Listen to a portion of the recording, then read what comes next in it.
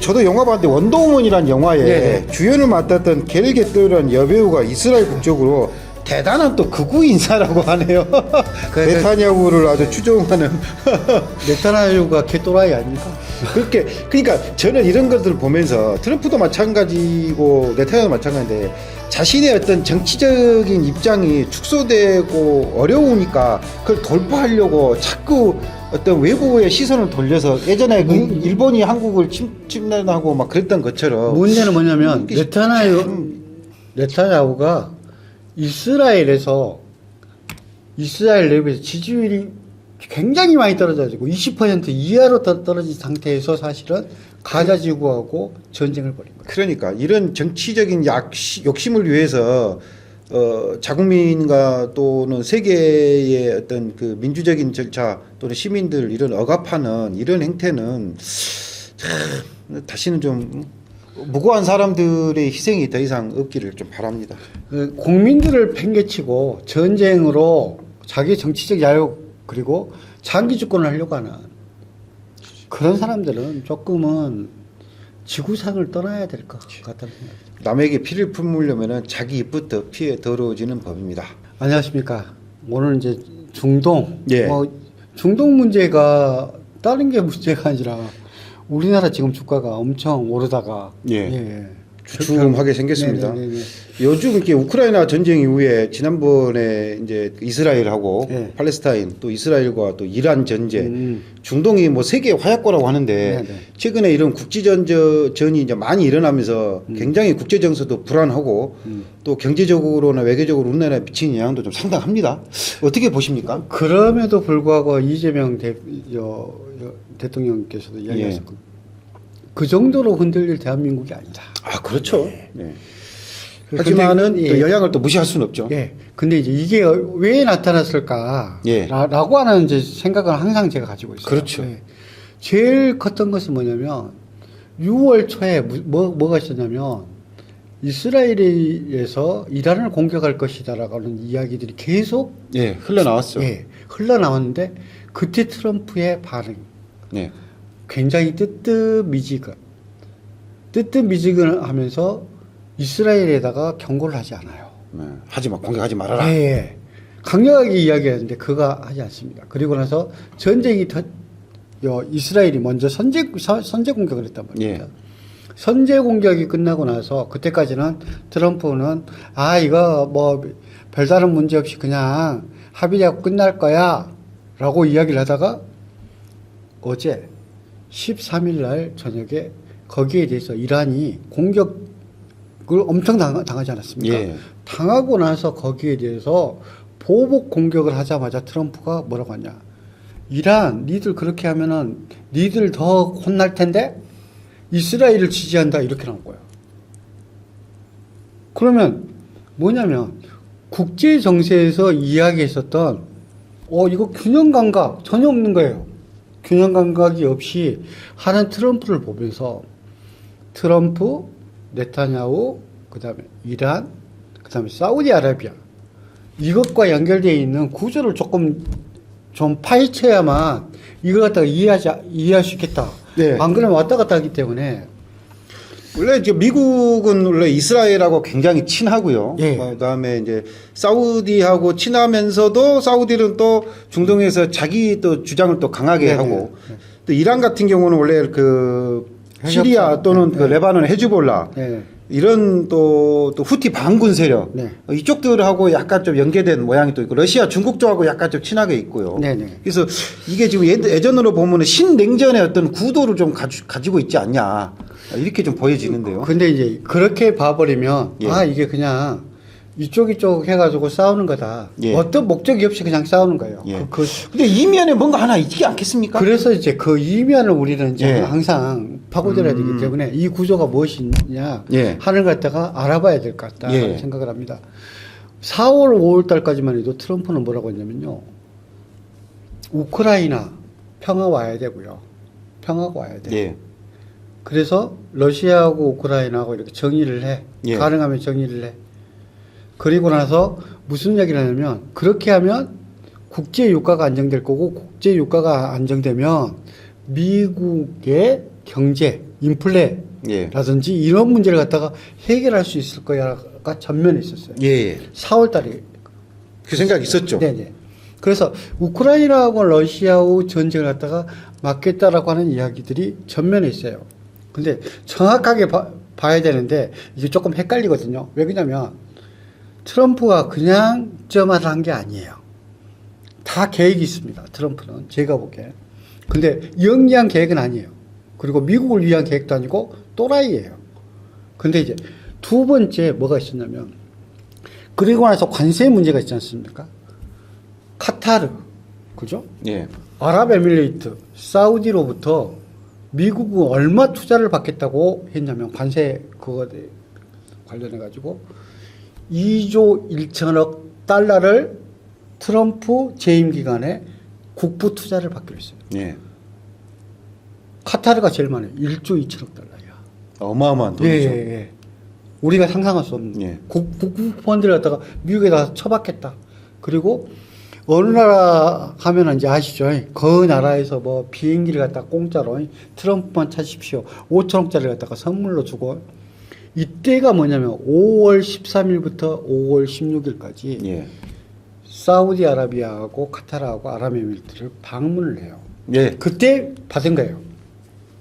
근데 지금 사우디아라비아의 왕세제가 그때 와요. 실제적으로 지금 통치자입니다. 통치자. 예. 빈살만. 예. 빈살만이 왕은 아니라고 해. 왕세제라고 그래. 왕은 형님이 따로 있어.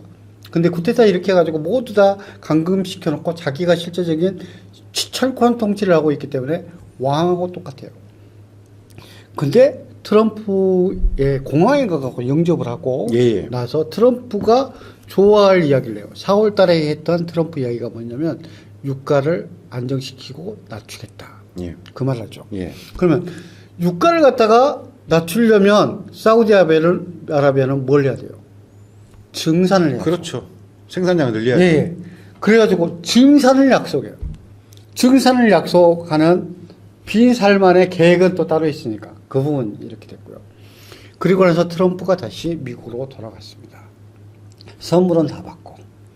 그리고 나서 뜬금없이 6월 달이 되니까 가자지구 뭐 휴전도 안 되고 거기 계속 해가지고 다 지금 어떻게 보면 도시 자체를 갖다가 완전히 초토화 작전으로 간 거거든요. 그렇죠. 사람이 살 수 없는 땅으로 만들겠다. 그 상태로 지금 만들면서 민간인에 대한 지금 학살을 하고 있는 것에 대해서 전 세계 사람, 트럼프 같은 또라이들을 빼놓고는 다 반대야. 그것은 너무 과도하게 나갔다. 그렇죠. 그러니까 트럼프가 무슨 얘기냐면 중동평화를 하기 위해서 하겠다. 그다음 두 번째 이란하고도 핵 협상을 하겠다. 이게 트럼프가 한 이야기야. 그래서 핵 협상이 진행 중이었어요. 문제는 6월 초가 돼가지고 네타냐후가 핵 협상을 미국하고 왜 이란이 해?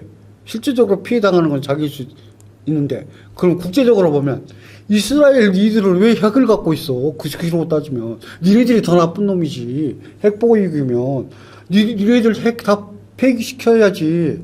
그시로 따지면 이것이 유럽의 보통적인 이야기야. 예. 모든 나라들이. 그런데도 불구하고 왜 핵 전쟁이 일어나지 않을 것이 자명함에도 불구하고 이란이 지금 현재 있는 상태는요, 이거예요. 핵무기, 그러니까 9발 정도를 만들 수 있는 우라늄 정도를 농축했다는 거지, 핵무기를 가지고 있는 게 아니야. 그렇죠. 현재 상태가. 예. 이스라엘은 아예 가지고 있어, 핵무기를. 100발 정도 실제적으로 핵무기를 가지고 있다라고 추정을 해요. 예.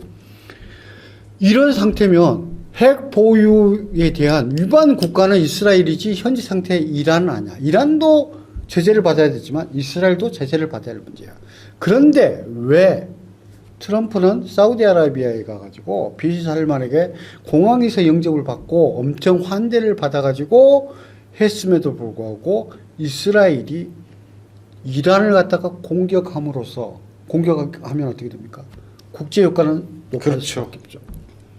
사우디한테는 뭐라고 이야기하고, 야, 니들이 내 뜻 받아가지고 증산을 한다고 지금도 사우디아라비아가 감당하기에는 유가가 낮은데 더 낮추기 위해서 증산을 한다고.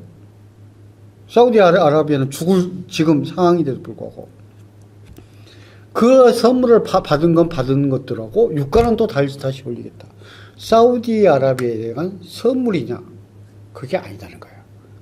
그 다음은 미국 이야기로 다시 넘어가야 됩니다. 예.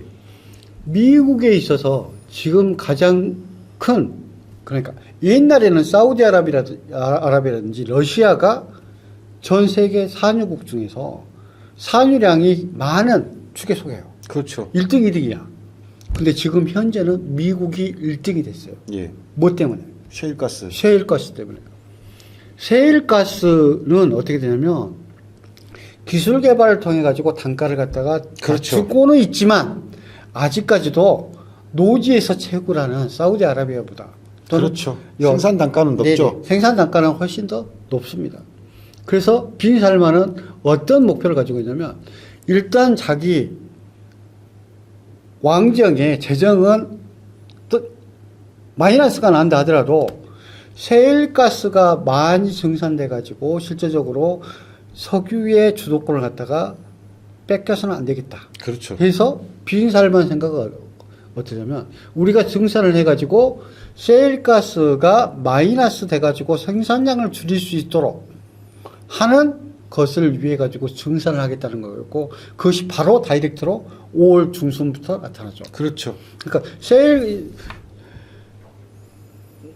사우디아라비아가 증산한 만큼 실제적으로 그것보다 더 많이 셰일가스가 줄어들어요. 생산량이. 그러면 셰일가스 업체는 어떻게 되냐면 계속 물을 집어넣어가지고 이렇게 해가지고 압력을 갖다가 유지해야 되는데 비용이 많이 들거든요. 그렇죠. 비용이 많이 드는 부분들을 갖다가 감당을 못하기 때문에 생산량을 갖다가 줄일 수밖에 없고 결국은 문을 닫을 수밖에 없는 상태까지 사우디아라비아를 하려고 했단 말이야. 그래서 트럼프는 그걸 갖다가 놀러랄라 하면서 사우디아라비아 봐, 내 말 이렇게 잘 듣지? 라고 해가지고 와가지고 자기가 환영받고 VV 하고 나서 무슨 짓거리를 한 거다. 네타냐후가 공격하고 싶어. 그러면 네가 공격 이번에 잘해가지고 석유값 좀 올려봐. 우리 미국에 있는 셰일가스 회사들 살려야 되겠어. 이것이 언제적하고 똑같냐면 2016년에서 2018년 동안 했었던 사우디아라비아하고 미국 간의 셰일가스와 사우디아라비아 유가 오펙 간의 힘싸움에서 사우디아라비아가 다 붕괴시켰던 힘이었거든요. 예. 그거와 다 똑같이 하기 위해서 나는 이것이 발생했던 것이다. 그러면 이것은 전면전으로 갈 거냐? 그럴 일은 없다. 전면전을 가면 130달러, 140달러가 되면 미국은 인플레이션을 감당할 수가 없어요. 정반대로. 그렇죠. 세계 경제에 아주 큰 악영향을 끼칠 수 있죠. 그렇기 때문에 이거 뭐다? 예. 핑퐁을 할 거야. 이란에서 미사일 한번 쏘고 그 다음에 이스라엘에서 폭격. 이란에서 공격하고 이스라엘 폭격하고. 그런데 전쟁 범죄 중에서 가장 추악한 전쟁 범죄를 저지른 애들이 누구냐면 이스라엘이에요. 이번에도 가장 큰 추악한 전쟁 범죄가 뭐냐면 전쟁의 시작이 무엇 때문이다. 뭐 그 전에 요 가자지구에 대한 이스라엘이 침공을 하기 때문에 거기에 대해서 주변에 있는 국가들이 뭐 로켓포탄을 쏘고 그다음에 아랍 세계에서 지원 지지하기 위한 미사일을 쐈다. 이것은 그래도 이해가 될 수 있어. 문제는 뭐냐면 이번에 이스라엘이 실제적으로 이란에 있는 정밀 타격을 할 수 있었던 건 뭐냐면 비행기 폭격해 가지고 성공한 게 아닙니다. 정확하게 알아야 돼요. 뭐냐면 이란 내에 비밀 기지, 비밀 차량들을 만들어서 거기에서 발진했던 드론하고 미술들이 실제적으로 정밀 타격을 한 거예요. 예. 그 이야기는 무슨 이야기냐면 타국에 벌써 전쟁이 일어나기 전에, 개전되기 전에 침투에 있었다는 거예요. 미리요. 뭐 이스라엘의 정보기관이 능력이 워낙 뛰어나다 보니까. 뛰어났다고 생각하는 게 아니라 그렇게 하는 것은 뭐냐면 범죄 행위를 미리 저지른 거죠. 예. 준비 다 해놓고. 이런 것은 전쟁 범죄예요. 전쟁 범죄. 그렇죠. 그렇게 볼 수 있죠. 그러니까 타국의 영토를 갖다가 전쟁이 일어나지 않고 평화시기에 벌써 침투해 있다라고 하는 것은 완전히 극악무도한 범죄이거든요. 이것은 어떤 경우에도 인정받을 수 없는 짓을 한 것이다. 여기에 집중해야 된다. 예. 그렇게 생각합니다.